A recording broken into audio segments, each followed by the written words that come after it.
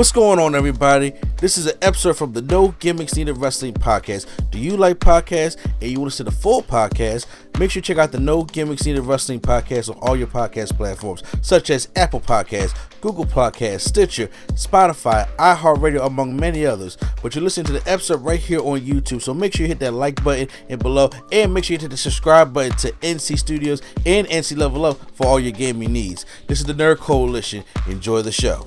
Alright guys, so this section of the podcast here, I know people have been hitting me up, so I want to apologize right now that this is coming out so late. So, the reason being, Prime was very busy. Prime is the only person on this podcast right now who can actually review AEW with me. I don't feel the greatest by myself in doing it all the time, which I know is something that I can do. And I've just been busy, so I do, and I put it in my post when it came to on YouTube community tab about what's been going on. So right now, what we're going to do is we never got a chance to talk about All In or All Out. It's just been the CM Punk getting fired thing, and Payback was happening, and I took care of the Payback stuff already, but we just never got to talk about our thoughts about All In and thoughts about All Out. So this is not going to be a detailed review with move and play-by-play of what's been going on, but we're going to give our genuine thoughts and some things that we saw in the matchup of how we felt about each show. Because, like I said, there were two big shows for AEW that obviously was getting overshadowed by all the bullshit CM Punk was doing.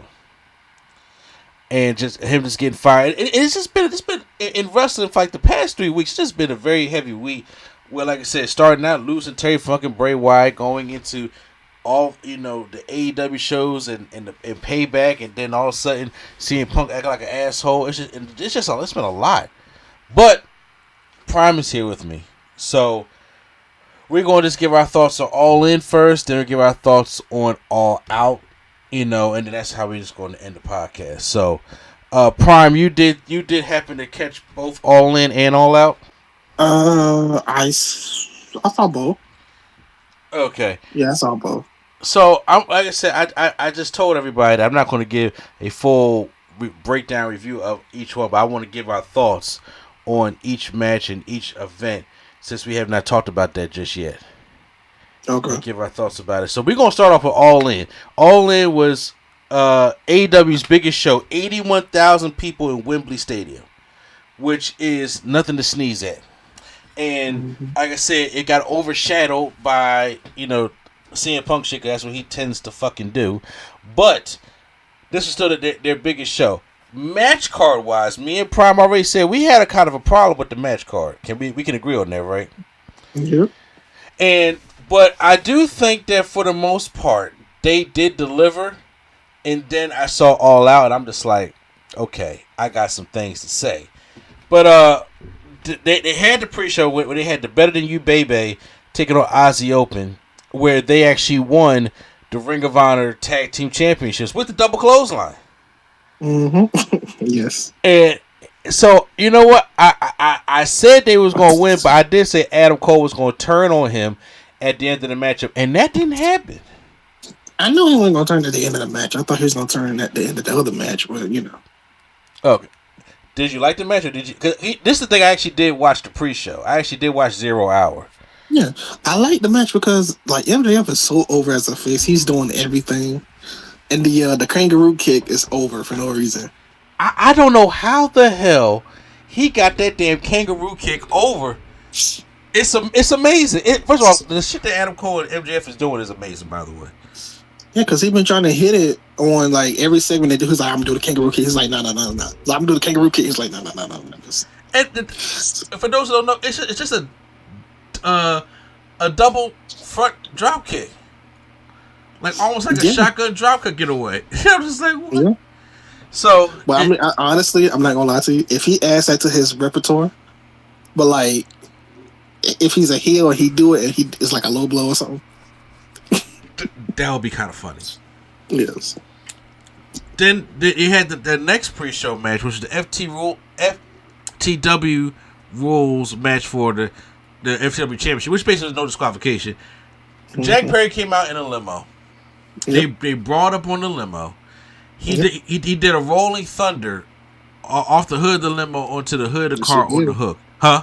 Yes, he did. Yeah. And they looked into the camera and said, "Real glass, Cry Me River." That was automatically the start of all the shit that was about to happen backstage. Then he gets Fisherman Suplex on the windshield and breaks the glass.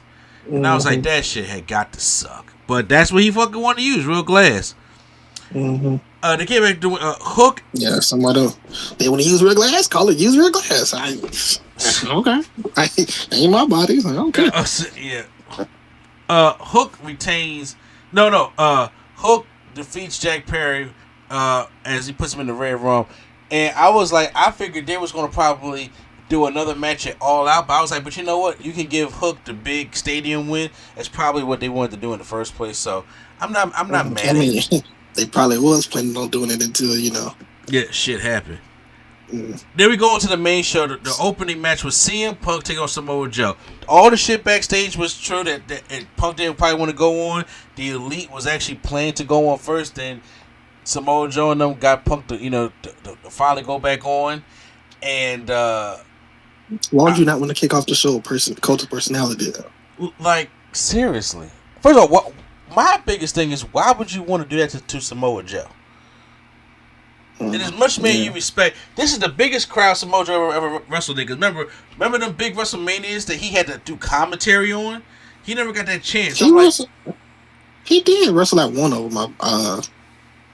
The one in New York, I think. The one that Kofi Mania happened. He wrestled at that one, but that wasn't 80,000 people. Well, yeah. I mean, according to Vince, it was 100 and something thousand. Yeah, shit, you know what? But this one at Wembley Stadium, outside, it was a different environment. I was like, CM Punk arguing and fighting back with Jack Perry, almost killing Tony Khan because he feared for his life. Remember, that some crap was going on, but the match still went on for the Real World Championship. It don't even matter now because that storyline is dead in the water because we know what is happening to him. But they had a pretty decent match. Joe, I love when Samoa Joe does the nope thing. Like when people try to do a springboard, he just walk out the way. I love that. I love that, and I love when he do the corner STO. Yes. You talking about the sit your ass down? Yeah, that and then the big man slam. I love those three moves.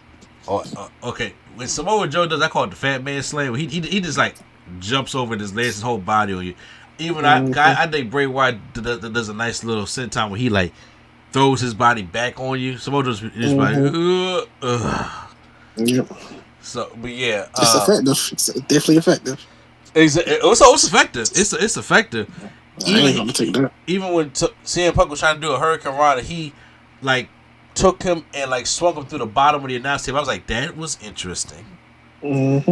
I said, but instead of, because we see how bad that GTS was to Samoa Joe on Collision, they didn't do that. They ended up doing a Pepsi plunge. I don't think that's why. You don't think that's why? No, because he hit it on them before. Okay. He hit it on them when they fought in the Owen Hart thing. Yeah, it was. Well, I don't know. I don't know what the conference thing was. But he finished with the Pepsi plunge. I heard Jericho use a joke saying, he knows Punk uses a fisherman, so he said, "Is Punk going to use a fisherman?" Punk said no, and he said he was joking and said, "Well, I'm going to use the GTS in my match," and he didn't flinch, and then Punk didn't say nothing. He was like, "All right, I guess I'm going to use it," and then Punk didn't even use the GTS in the match. So he was like, well, did he think I was serious, or was he just kidding? Yeah, y'all know CM Punk has a hair trigger. You know you can't joke with that man at all. I mean, it's just Jericho. So Jericho, he probably said, okay, Jericho, he know. But he didn't do it, so I'm like... No, you're absolutely right. But CM Punk wins the matchup with the Pepsi Plunge and retains the Real World Championship, and that's the last time we're going to see CM Punk in AEW. The 6-man tag team match, Bullet Club Gold, Jay White, Juice Robinson, with Kenosuke Takeshita. Did I say it right? Takeshita. Okay, a little off, but I was proud of myself. Defeated the Golden Elite, Kenny Omega, Hangman, Adam Page, and Kota Ibushi. I mean, this match should have been different. Should have been like the Golden Lovers versus somebody. it really should have, or it should have been a singles match with Kenny Omega, but it ended up wasn't. But what shocked me was that Takeshita got the win over Kenny. That happened. And that didn't really shock me because I know they had to set up for the match that came in All Out. Yeah, but I didn't think he was gonna. I didn't think he was gonna get a pin like that over Kenny. To be honest with you, I mean that makes sense. It's like if he would have got the pin over the Bucks, it don't mean nothing. To where if you get it over Kenny, then you're like, all right, maybe he could beat him next week too. So that's what I took it as. Oh, okay, that makes sense. So, yeah, the Bullet Club Gold win that matchup. Then you had FTR taking on the Young Bucks for the AEW World Tag Team Championships. I mean, come on now. It's the Young Bucks and FTR. You already know how the match is going to be. Now, shocking outcome though. What, you thought the Young Bucks were going to win? Yes, because of Dax. I mean, not Dax. Dash had got arrested. Yeah, so you are right about that. I forgot. In the predictions, we definitely did say that Tony Khan probably get him up, but no, they ended up winning it in a very, very awesome match. Like I said, but you know you can't break down Young Bucks matches, but they did. I was gonna say, I will say this feels like a that match they had felt like a Tokyo Dome match, like a Wrestle Kingdom match. Yeah. So they that's what I feel. It just felt like a Wrestle Kingdom match. Speaking of Wrestle Kingdom, not to harping on this a bit, but the next AEW pay-per-view I might have to skip. Wrestle Dream or yes, Wrestle Dream, because they just announced that it's gonna be Bryan Danielson versus Zack Sabre Jr. and that's are you serious? Does not sound appealing to me. I love Bryan Danielson, but I just can't. you just can't get to that Zack Sabre Jr. boy. I just can't. Look, especially not him wrestling Danielson, like because Danielson will play his style, and I'm like, I don't want to see arm locks and rest holds and leg holds and toe holds and knee locks. I don't want to see that. We'll see what happens. No. I mean, look. You make a good point. I do agree with that. You do make a good point. But I'm curious about Russell Dream. First of all, like, where's it going to be at again? Seattle. Oh, okay.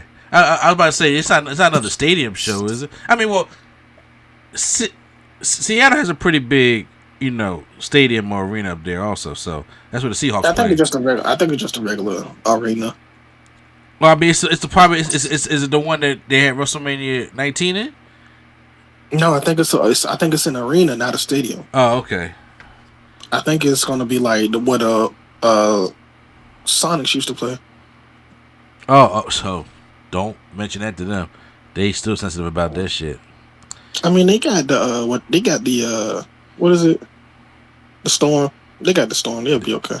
Yeah, well, Sue Bird is retired. Anyway, going on to they didn't shake the hands of FTR. Then we had the Stadium Stampede. Eddie Kingston, Penta El Zero, Best Friends, taking on Orange Cassidy. And Orange Cassidy taking on the Blackpool Combat Club. With the addition of Santana and Ortiz. According to what's going on in the sources, they still not getting along. Yeah, I mean, Santana just was like, I'm by myself. Yeah, I was like, I don't know what the fuck happened between them to just because they've been going over a year. I mean, it's cool to see it back, but I don't know what happened between them that got them so pissed off at each other. To be honest with you. I mean, they've been working together for like what 10 years together. They probably let me do something. I mean, yeah, that's fine, but you can still go. You can still. I mean, wrestling storylines you can break up. But I mean, in real life, you don't have to have no bad blood. I mean, hey, when you work with somebody 24/7, you be sick of them. Like, all right, I need to see somebody else, please. Yes. I'm not mad at you, man. I'm just saying, but still. Oh, by the way, Eddie Kingston was in this matchup also. So much shit happened in this Stadium Stampede match. Yeah, I ain't gonna lie to you. I took a break during this. I specifically took a nap during this match. You took a nap? How could you take a nap during this match? Cause it just, I'm not gonna lie to you. If Mox is in the match, I'm taking a nap. At this point, if Mox is in the match and it's a hardcore match, I'm taking a nap. Look, okay. I will say this. Let me guess what he did. Okay. He bought out thumbtacks. Well, kind of. He bought out glass. Yeah, well, yeah, we got the glass. He brought out a barbed wire wrapped in broom or barbed wire baseball bat. Chair wrapped in barbed wire. Okay, all right. Okay, gotcha. A staple gun. No, fork. Okay. See? Why do I need to see it? Okay. So look, people. All right. What about a pipe? A pipe? Yeah. No pipe, but we did have some metal. Okay. Was he bleeding profusely? He was bleeding, but not as much as you probably would have thought he would be. Oh, okay. But Moxie, I mean, I just told you the whole match. I didn't even see it. So I mean, like, well, look, I okay. You know, I'm lying. Moxie was bleeding, so I can't even try to, you know. Just told you the whole match, and I didn't even see it. See? So here's the thing.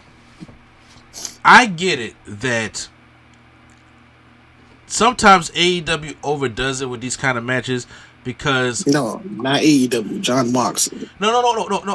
But hear me out though. I'm gonna have an unpopular opinion here, but sometimes AEW tends to go. It's like this: when you see a match so often with such similar spots, the match don't feel special anymore.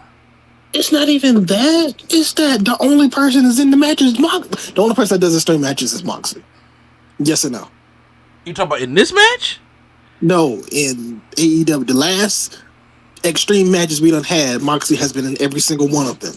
Yes, but so do the Young Bucks and them Lucha Bros. They crazy. But I'm saying it's either been the Lucha Bros, the Young Bucks, or Blackpool Combat Club has been in the last however many matches. So it's like we don't get nobody like they all doing the same moves because that's their extreme move. Like that's their, their moveset. Yeah, so. but even with them being a moveset, I'm just saying when you have so many. I'm not saying I would like to see them more in WWE, but I will also. But usually, like when you have a War Games match or when you have a Hell in a Cell done right. Okay, they put a disclaimer in there. Done right. Or you even have some of these kind of gimmick style matches when you can do different kind of spots when you don't do them as often, but you like, kind of like blend in between, then certain things feel special.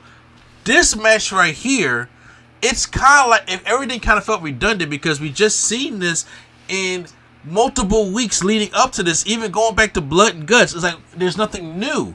And you kind of seen this. Because look, it ain't just me. The crowd in Wembley. You're in a stadium with 80,000 people who was kind of not reacting to any of the things you were doing because they seen it before all the time. I'm gonna just be real. I don't think it's that match quality. I think it's just like Blackpool Combat Club themselves because those are the only people that they stick in it, like you said. So it's like Moxley, you already know the moves he's going to do. But like, say if you put somebody else in there, just have a fresh matchup, then maybe we'll see something different. We're like, okay, it's something fresh, it's something new. But it's like you put Moxley, Willa Yuta, Cesaro, Claudio in there. You already know somebody's getting stuck to their head, somebody's bleeding.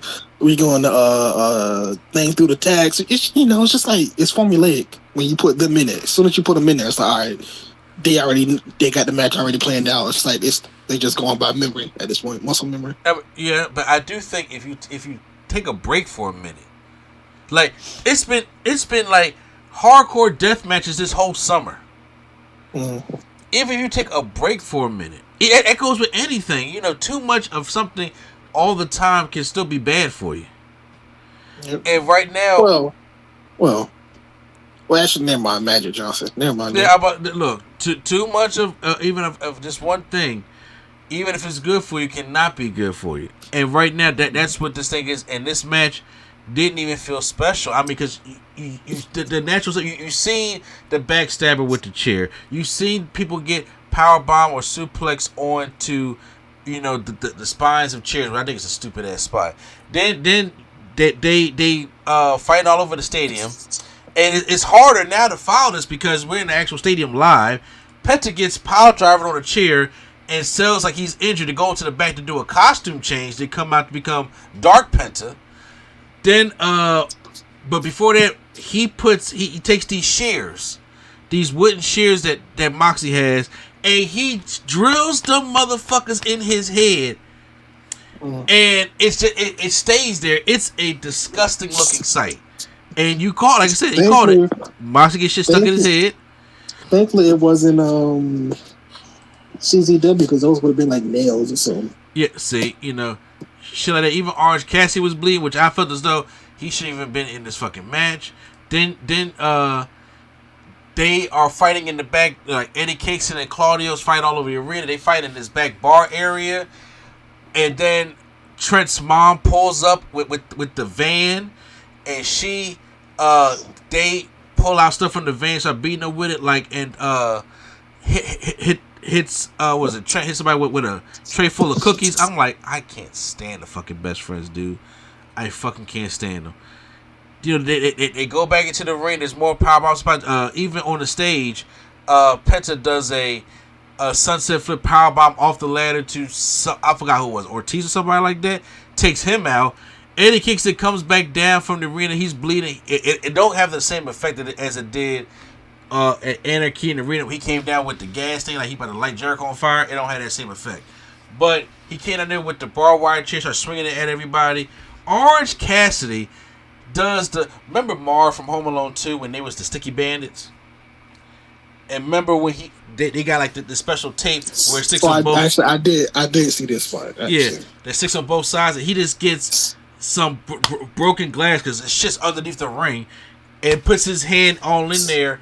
And now before he gives the orange punch, he does get uppercut and everything. But the finish comes where Orange Cassidy gives Claudio a orange punch full with glass and wins the matchup that way. It was, I'm sorry, it just wasn't my favorite Stadium St. Peter Anarchy in the Arena, only because we have gotten a whole summer full of death matches, and even for me, things are good. It's like in succession, and I'm just like, I'm not saying be like WWE and wait till Extreme Rules with both my fingers going up to try to have a specialty type matchup, but you gotta be able to balance it out a little bit, and I do agree with you, like you said, especially in the summer of death matches, it's always been the Blackpool Combat Club. So I'm just kind of what you seen in Blood and Guts is the same shit you seen here, and anything else Moxie's been doing hardcore related or anything AEW has been doing when it comes to blood, it's the same thing here. That's basically what it was. I guess you don't have any extra thoughts on that match, do you? No, I told you that was my nap match. I literally set the timer for 40 minutes. So they had a fatal 4-way for the AEW Women's Championship up next with Saraya, Hikaru Shida, Dr. Britt Baker, DMD. Yeah, and I don't even know why this was even in question. You already knew who was going to win. Right? Yeah, but first of all, I don't think. I mean, Fatal 4 was just to get everybody on the car. I was like, there's so many other matches I could have thought of. I mean, Saraya still being in there, but I'm just like, obviously, I know it's supposed to be a spot for Jamie Hayter, but at one point, so Saraya comes out with her family. Yep. The whole fight with my family cast. Well, not the cast, but her real family's out there. And I know that was nice. Even halfway through the match, her mama is holding a Karashida up while Tony Storm is she'll be holding Britt Baker up while Tony Storm is hitting her. But then she goes to hit Britt Baker and she moves and she hits her mama. First of all, my mama sells it great because she's a wrestler, and her mom tries to. That's a stupid spot. No, it's not a super spot. It's just like, okay. No, I think it was stupid how Saraya acted towards it because she. Well, go ahead.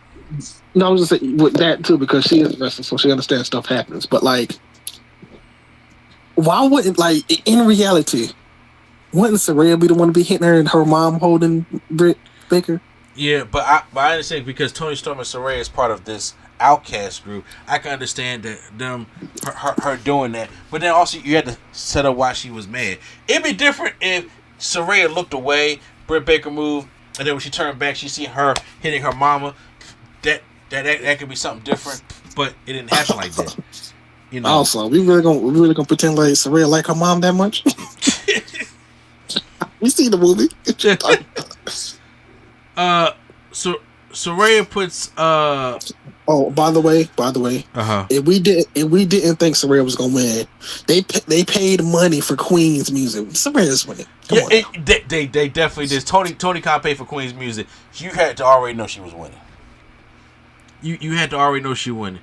And I was like, I'm sorry, Carl Sheeta. I mean, I like you and all, but I was like, but you are a transitional champion. You knew this was not going to last. But they did pretty good for 8 minutes. But I'm about to call a page. Saraya pins Toni Storm in the matchup, even after Ruby Soho comes down and tries to help, but it doesn't work. And the weird thing is that Britt Baker had this. It's like she was trying to put that lockjaw on Hikaru Shida. Hikaru Shida was trying to fight out of it, but it just looked bad because you can see that Britt Baker can clearly put her hand in her mouth, and I don't know why. It just didn't look good, and that's when Saraya hit the move on Toni Storm. So, real quick. Yeah. Is Toni Storm supposed to be like Marilyn Monroe? Yes. I was just about to say that. Okay. I'm liking her character now because it's like a mixture of Marilyn Monroe verse and remember when Okada first lost the championship and he was coming out with balloons and shit? Mm-hmm. That she's going crazy. So she got the Marilyn Monroe thing going on and she's going crazy. I don't know if you call that Okada going crazy because nothing came of it. Like he didn't like go berserker, which he could have. I mean, Okada from being that ass kicking machine goes from that to walking out with balloons. That man has lost his mind. But I'm saying he went crazy, but he didn't really like. He didn't really regain. He just like, oh, we need you. They was like, oh, we need you for what was the show? What's the show they did with AEW? What's she? The pay-per-view? Forbidden Door. Forbidden Door. All right, we need Okada for Forbidden Door, so just get rid of this balloon stuff, and then he was Okada again. Like that was it. Yeah, that's kind of what it was. But Tony, so I'm curious to see where this is going. Next matchup they had was a coffin match, a tag team coffin match with Darby Allin and Sting versus Swerve Strickland and Christian Cage because AR Fox got kicked from this matchup. So Christian Cage fills in, which I think works because you got the older veteran go with Sting. It's funny how he came out with a sleeveless turtleneck and the TNT Championship, even though he's. It's funny how he come out like he's the actual champion. No, he's not. Even though he's not, because Christian's an asshole. So Darby Allin and Sting did this London type of pre-recording before that match. By the way, small detail. This is a very small detail, but I love it so much. It's Christian's video. Usually, it counts back from 10, but it has the numbers. This one, it had like the Big Ben clock doing it. Oh, okay. And I like that. It's just a small detail, but it's like, oh, that's a good detail. That's a good catch. They had a lot of good details here. Did Sting use special music? I'm not sure. But they had a pre-recording demo, like them walking the alleys of London. Sting had the top hat on, and I like how half his face paint was Crow Sting, and the other half was Joker Sting.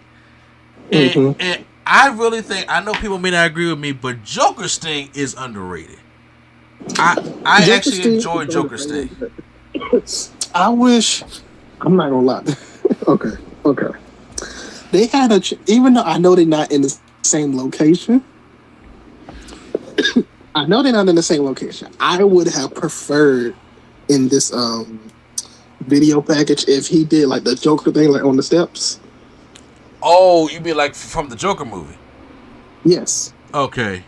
Like he starts down the steps, I guess it's Crow's Sting or whatever, and then like on his way down the steps, he more and more slowly turns into Joker's Sting, and then at the end he's just walking down like Joker. Like that kind of, I don't know, because it was like no transitions. Like all of a sudden he's Joker Sting. Yeah.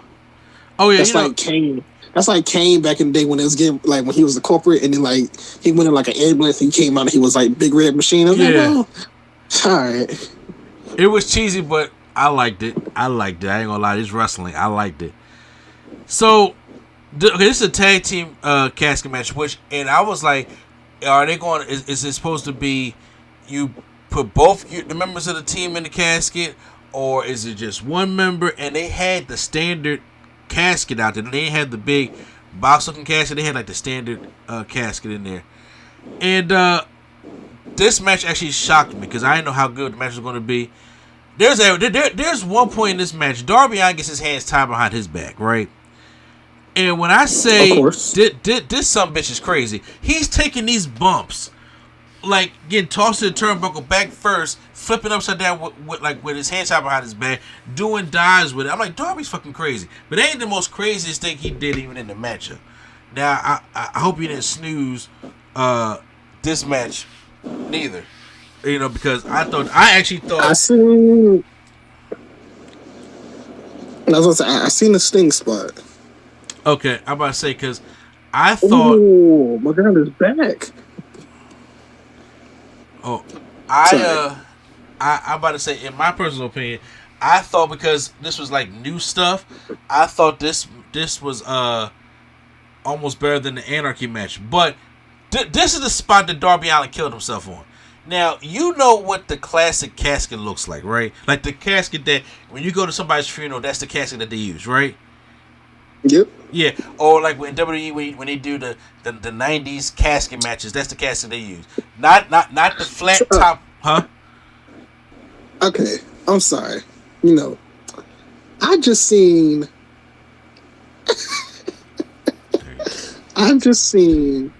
Roddy Strong hit Darby Allin with a rock bottom on top of the turnbuckle. Mm-hmm. I just want to say I'm surprised nobody's ever thought of that. That he rock bottomed him on the turnbuckle. Like Darby Allin's like, you know, horizontal with the turnbuckle, and then he just fell off from the top of the turnbuckle. Oh, that's right. Collision is on. Oh. Yes. Okay. So yeah, no, okay, no, I didn't think of that. But however, this is when Darby fucking kills himself. Sting lays the casket off the platform, right? And it's on the outside, and he lays Swerve Strickland on top of the casket. Darby from the top rope does a coffin drop to the outside. Swerve moves and he lands right on top of that casket. That sucked. This man is crazy. That is, look, Prime, say what you want to say. That is quite not, that's a stupid spot. I mean, it's Darby though, so. You know. I mean, yeah, I get it, but I'm just saying, but my God, so much shit could have. It's not even a flat back casket where you can like have a breakaway top and fall into the. This man fall right on top of a standard ass casket, and I'm pretty sure we both been in the field. We know how hard them caskets is. That shit is crazy. Did you go outside or something, or you got the fan in the background? Oh yeah, hold up. All right, my bad. So, when they bring the casket in the ring, I thought it was a cool spot where Swerve throws Sting into the casket and he closes it and thinks he's won, but Sting's baseball bat is like sticking right out of the casket. So I was like, okay. Nah, it was some spots that was like, all right, come on now. The dread spot, I was like, all right, come on now. The what spot? The dread spot. Shit, the dread spot? Like with Swerve's hair was getting when it didn't close because his hair. Oh, okay. Well, I mean, yeah, I get it. Swerve tries to go for a 450 to Sting on the casket, but he misses. Sting gives him a Scorpion Death Drop on there. But Swerve has his hands out, and Sting is trying to do everything he can to force it down in there. Then Darby does another fucking coffin drop because the casket's inside the ring onto the casket while Swerve is in there to close him into the casket. This man has no back left. This man has no back left. Yeah, I think Darby's probably gonna retire at like 30 or something. Darby gonna retire at the end of this year if he want to climb Mount Everest. He might as well just pack himself because you never come back to wrestling. And he's serious about that. Next matchup, which I think they did pretty good for what they could. And that was... wait, real quick. I was talking about, I do like this the spot that Sting when he splashed on Swerve and it didn't break, so Sting just said, "All right, I'm gonna just put my butt on you." And he's old man like get in there. But that's what Darby did the drop. Next matchup, Will Ospreay versus Chris Jericho. Oh, let me just say, I wanted him to do this entrance, but seeing it live, I'm like, Jericho, you you need help with your vocals, bro. That's right, because Fozzy definitely performed this whole thing live. It's like, I get it, because I didn't want it. I was like, maybe he should come down and do it live. I'm like, nah. Jericho, you need those studio vocals, man. You thought about it, but yeah, it didn't work out for you. But you thought about it. I should have known that when he was on what was he on? The Masked Singer? Yeah, Masked Singer. Jericho? Yes. Oh, chat, bro, I missed that pinky. Yes. So you know what would have been dope though, low key. What? Because the way that how the way that the stage set up was like it was like a tunnel inside when they come out. Yeah, I thought that was an awesome ass stage. It would have been dope if he would have did the old school Jericho with the arms out. I would have loved to see that happen, but I know Chris Jericho's not going back to the Y2. No, not the. I'm just saying, not. No, I'm saying if you go to tell you had the arms out, you need the countdown. You can't do that without the countdown. You can do a count. You can literally just have the lights go out and then just have I'm like, you at least have to start off the song like that, and then you can go into Judas, because right now you can't start off with Judas and do that. You have to have no music, no nothing, just the lights out, just like a Bray Wyatt. Dude. Yeah. Like everything shuts down. Okay, so if there's no music, you gotta have the count. You gotta have the zoom, zoom, you gotta have the countdown. And then you can go right into Judas, and then him at the top with his arms out. That would have been something. That would have been something. That's a good stage to do it in, because like he would have been in the little tunnel, so like it's just a good visual. Yeah. So Jericho hung with Will Ospreay the best he could, because we know Jericho can't really hang with Will Ospreay, not at this age. And Will Ospreay was bumping his ass off for Chris Jericho because he needed to. Jericho was giving it. Well, I said he hung in there the best, of what he could when he came to Will Ospreay. But Will Ospreay is fucking Will Ospreay. And even though parts of the match, like Jericho didn't put the knee in the back like I would have liked him to. But I thought the match for what it was pretty good. And I really like Will Ospreay's I forgot how he calls that finisher when he has like the double underhook and he turns you into a neck breaker. He gave Jericho 2 of those and won the matchup. So it was better than I thought it was going to be, because I was a little hesitant about this match. How did you feel about it? It was okay. Obviously, this would have been a better match if it was like years ago, but I mean, it was okay. I didn't understand him getting mad at Sammy or anything though. You said him getting upset? You said? Yeah, with Sammy at the end. Oh yeah, well I guess he really had a lot of riding on his match, because Sammy kind of like threw the baseball bat past Jericho. Maybe that they're going to build to a match at Arthur Ashe Stadium. No, honestly, I think it maybe like Full Gear. You gotta let that cook for a minute. It might be Full Gear because they doing we're a tag team now. Oh yeah, we're going after the tag team championships. Good point. You are right about that one. I'm pretty sure. Maybe not. I'm pretty sure Sam is gonna have to leave soon for his baby, but maybe not. Oh, that's right. Ty Mello is pregnant. Mm-hmm. Okay. Next up we had the House Rules No Holds Barred 6-man tag team matchup for the Trios Championships. The Acclaim with Billy Gunn returning Mr. Ass, badass Billy Gunn, we even call him, taking on the House of Black. I did like how the House of Black paid tribute to Bray Wyatt in their entrance. They Mm-hmm. came out with the lantern and all this, so they Yeah. did a whole Wyatt family style entrance with the white and black makeup. I did like the white and black makeup. It kind of reminded me of like Dead Presidents a little bit. Yeah, kind of like how Santana and Ortiz used to do it. Yeah, Yeah.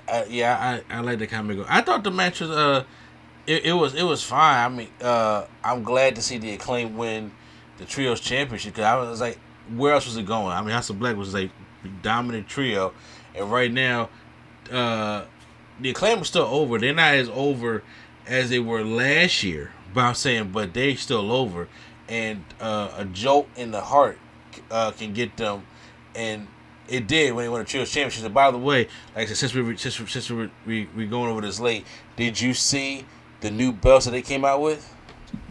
Yes, I've seen the new Well, belts. you don't like the new belts? The color, I don't like the Oh, color. bro, it matches them. It matches no for whoa. Is pink, but it's not their shade of pink. And yes, I'm going to be petty with it because their pink is like a Bret Hartish type of pink, and the pink that they got just It's hot pink. Yeah, I don't. It just that's a little detail, but But the belt strap scissoring in the back, bro, that is clever. Mm-hmm. How about because the only thing about AEW shop is I don't ever see them sell like the replica championships, like They do WWE the. I shop think they do. only do. I think they only do the TNT and the big one. The AEW championship. Yeah. Okay, because I'm like, but if they was to sell this, if they was to go out and sell the one with the scissors, bruh, they make a killing. Tony Khan make whatever money he lost, he make back. So I was like, man, that it's like even me checking the website, I'm like, they need to start getting into those those replica belts. That's what they need to start doing. Excuse me. So main event time. We have Adam Cole taking on Baby, taking on the Devil himself, MJF. When MJF comes out in the whole devil mask, I like the story that they told in this matchup where it's like, hey, they really are becoming friends, and MJF just didn't want to do certain things to hurt his friend. Kind of like when he's by the tombstone, popped out on a table on the outside, and then he kind of went up against it, but Adam Cole went there and did it for him. The one spot, in my personal opinion, that was stupid was that brain buster on the steel steps. I'm like, that could have really killed MJF. Yeah. Like, you don't think so? Because look, I'm all for trying new stuff, but like right there to do a brain buster right there on the edge of the steel steps, because I was like, yo, I hope You act like they real. They like tinfoil. bruh, they are sturdy enough steps to walk. You act like they like 5-pound steps. I'm pretty sure them steps one. If they like tinfoil steps, you gonna crush as you walk on them. I mean, these are steps that's big enough that's gonna be out there that obviously they're hollow on the inside because there's an opening, but these things still got some weight to it. But they still got pointy edges.